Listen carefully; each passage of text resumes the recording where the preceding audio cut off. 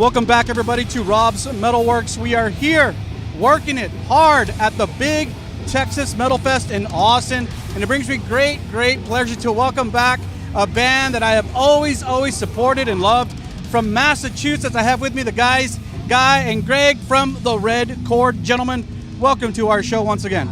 Thank you for having us back, man. So good to connect with you guys. Thank you for coming up. I know it's getting crazy out there with all these people, but welcome to Austin and to Texas. Welcome back. Thank you. It's been almost 10 years. Wow. Like that. I think we might have come through in 2014. Yeah. Yeah, full 10 years. And then Greg and I were chatting off camera where I interviewed Greg in 2007. Yeah, White Rabbit, right outside White Rabbit.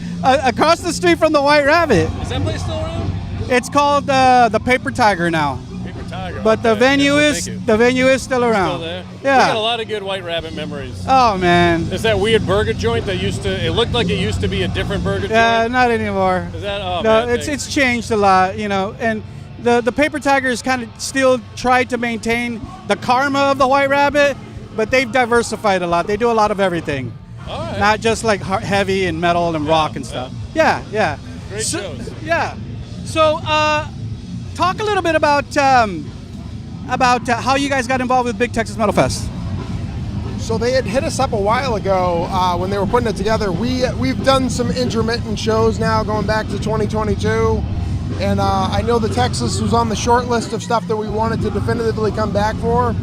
So when the promoters had asked us a while back, originally we weren't in the initial first wave of bands. And I remember like reaching out and being like, oh, hey, would you forget about us? And he's like, oh, you still want to do it? And like, it had already been announced. So they like made a concession and threw us on there. Nice. We kind of got like lost in the shuffle. And then when we expressed an interest, they jumped all over it. So that it was very flattering that the promoters were supporters. Yeah. And willing to make room for us. I'm not sure if you guys know the man who runs this event.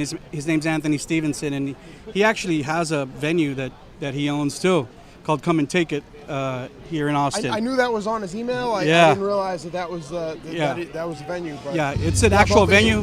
Very cool. Yeah, both Anthony and Mike Seimer were awesome with us. So. Good people. He also was gracious with us, and because Rob, come up here, do your thing, you do whatever you want. I'm like, yeah, that's what I like to hear.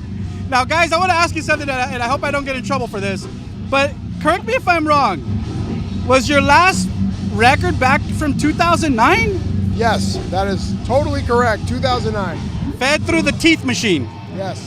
Yeah. Okay. So, of course, obviously, I have to ask, like, why haven't you guys recorded any new music, or when will you?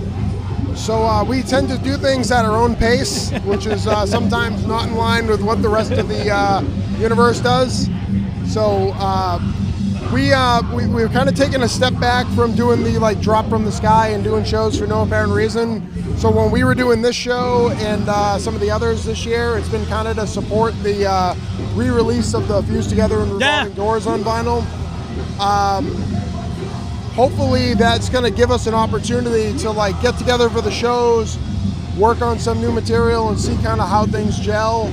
And we're going to do things like in the name of supporting whatever project that we're going to work on. Sure. Moment, so. I mean, it's been such a significant amount of time, and I guess you need to feel. Do you feel that you have to rebuild the momentum again for the band? I mean, you have your old school fans, but yet there's all these new fans, young kids who are coming up who still love heavy deathcore, metalcore, and stuff like that. Do you feel like you have to reintroduce yourself to that audience? I mean, in a lot of cases, like we are going back and playing to people that knew us from a long time ago. I got a kick out of it. Like Instagram does all those like insights into who's watching you, and like the people that are watching us are like 35 to 45. We probably have more people in their 40s and 50s than we do in the under 25. Right. So in terms of like when it really comes down to it, depending on what happens next, if we do something new or whatever, we definitely need a lot of work in that sort of space. The coolest thing about that though is that we've been playing a couple of shows where you'll see parents bringing their kids out. Yeah. So we'll hang out with anyone, and they'll bring over and introduce, like it just happened here.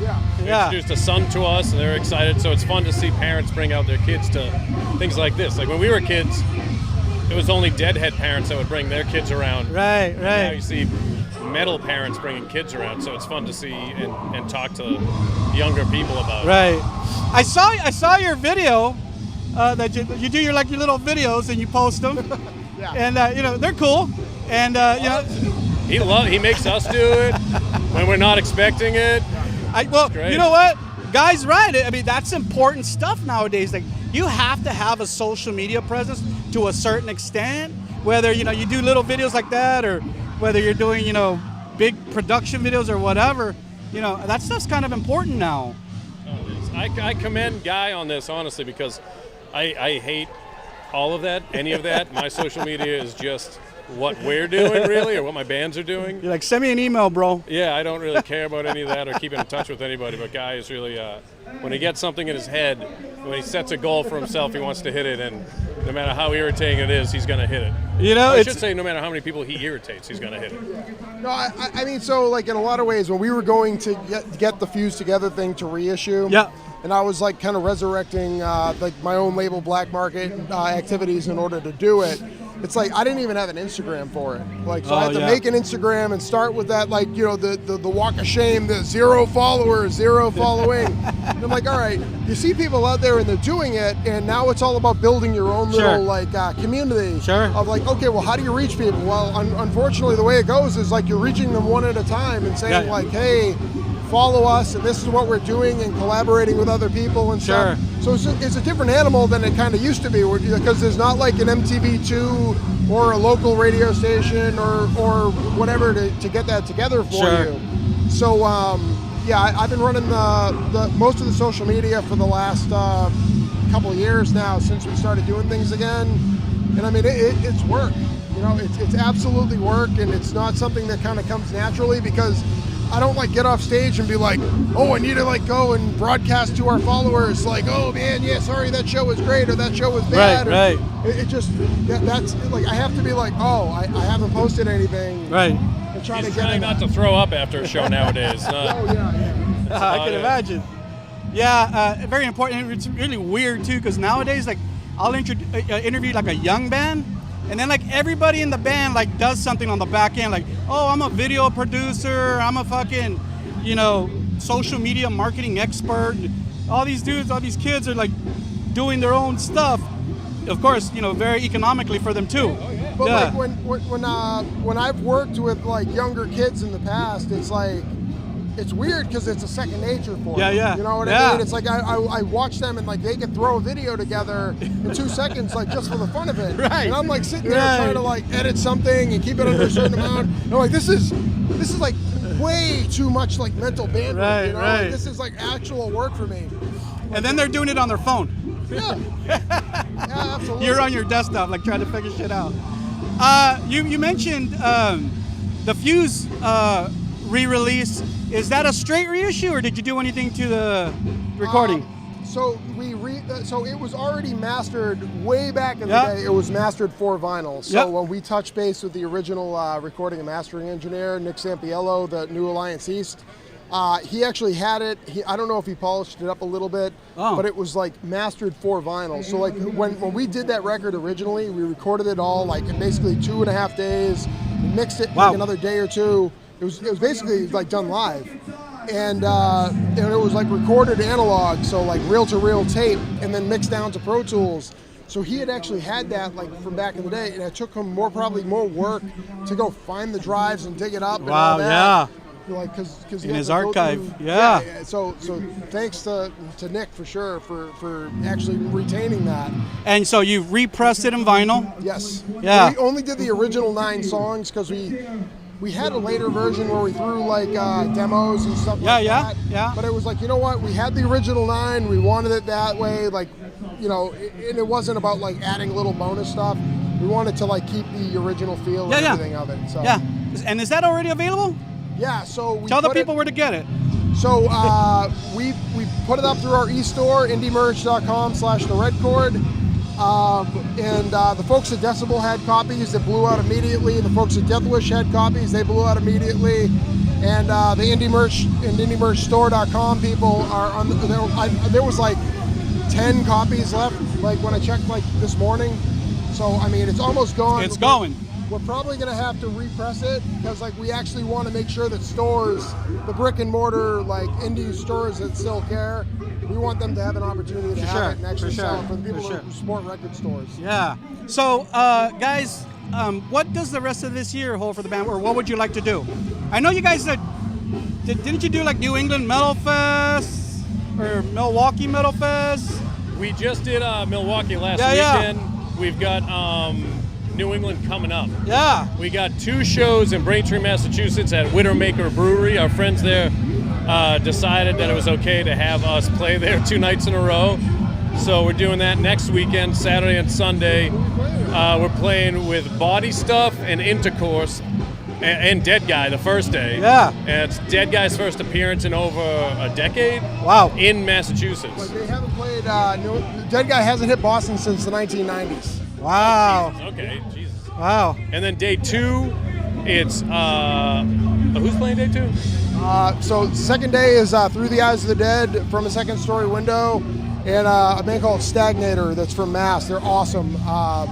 There's some shirts that we had with like this big gross like handprint, and the guitar player from Stagnator did the illustration for us, and they're really a cool grindcore band from our area. They wanted to like expose people to. Nice. So any other shows, or I think I was remiss to ask, like, is there you guys plan to record any new music? So there's no plans of any kind as far as recording anything new right this moment. We do have some shows that we're going to probably end up doing this fall. So New England Metal Hardcore Fest is awesome, so we're already signed up for that. I think we're going to do some shows in October that I don't think have been announced yet, and I think there's one in November that hasn't been announced yet. All of those are Midwest and East Coast. Yeah. So we'd really like to get, before we close out this vinyl cycle, like I know we really want to get out to the West Coast, and we were working on something possibly overseas in like Germany. So that'd be cool. But each step of the way that we get together to get ready for the shows, we've been trying to push the envelope in terms of writing and seeing what'll happen. We just have to make sure when we write it's something that we like first and foremost. For sure. So if we get in there and do 4 songs and we don't think they're up to snuff, it may not work out. And I think that's so important. I mean, a band with your history and longevity, you always have to be very mindful of that you kind of uphold the integrity of the band, you know? Yeah, I think anyone who's writing music should write it for themselves. Yeah. And then once it's out, it's for everybody. For sure. Yeah. For sure. But one of the most significant things is like Red Chord from 2009, that was our last thing, might be very different than what Red Chord in 2024 or 2025 is. Like, because we're all just different people, and we're still trying to figure out what that'll sound like. Yeah. And, you know, we've all just matured, right? Yeah.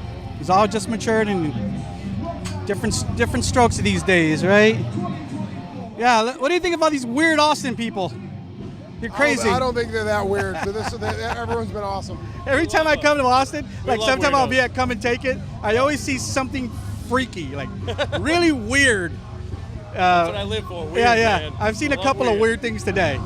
But nonetheless, guys, I really hope as a fan that you would release, you know, at least maybe a single or an EP with 3 or 4 songs. I'd love to have something new to jam to kind of get a feel for where you guys are at now. But whenever that time comes, please let us know. Well, I appreciate that, and I got to say, as like we hooked up with Jon Rice from formerly a Job for a Cowboy, currently an Unblasted. Yeah, I noticed. He's your drummer now. I am absolutely dying to get some Red Chord material with him behind. Is he a permanent member now? Yes, he's our guy, and whatever happens next, we want to make it work with him. When he was with Job for a Cowboy, I always thought like, damn, that dude is fucking sick, bro. Yes. And then I remember he was out of the band. I'm like, man, like why would they let somebody like that go? Or I don't know, maybe he left, but that's so cool that he's with y'all now. I mean, he does like he does random session work, like when Behemoth needs a drummer, when 1349 needs a drummer. Wow. He fills in for tours for him. He's a complete cyborg. He's sick, bro. He's a beast, right? Yeah. He's a beast. I can't wait to see him tonight. Can't wait to see your set tonight, guys. Any last words? Anything you want to share with the people out there before we end out? Anything I missed? I just say thank you guys for coming out. Every time we play, it seems people are enjoying it. Yeah. That's why we do it. And I don't know, enjoy the rest of the day. Everyone, wherever, whenever you're watching this, make sure the rest of the day that you're having, enjoy. Yeah, and I mean, based on what we're seeing from Big Texas Metal Fest, like I hope that they make an event out of it and that it comes back. And we're really appreciative for the promoters for making the concessions to include us on this, because you know, based on the rest of the lineup, they absolutely didn't have to, and it really means a lot for us to be included. Sure. Thank you guys for making the trek. You know, I know traveling from here to the East Coast is no easy task, but great to have you. Great to see you guys. As I was saying off camera, you look nice and strong and healthy. So that's always good, you know, as we're getting older. Up some barbecue. And, I can't wait. I can't wait. Remember, everybody, how can you forget the band from Massachusetts, the Red Chord, here at the Big Texas Metal Fest.